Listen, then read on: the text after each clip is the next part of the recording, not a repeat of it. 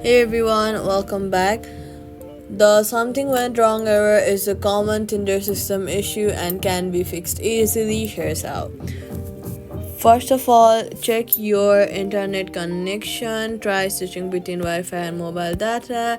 If you're not able to do that, make sure that you're connected to a stable Wi Fi so your app operates smoothly.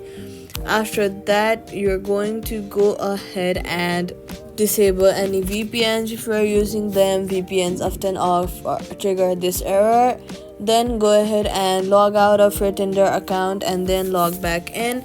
Once you're done, swipe up from the bottom of your phone screen and then swipe Tinder away and reopen it. After that, make sure Tinder is not down by checking if other apps are reporting issues. If the error continues, reinstall the app and try again. This error is usually temporary and clears after refreshing the app, and that's it. Subscribe for more quick fixes.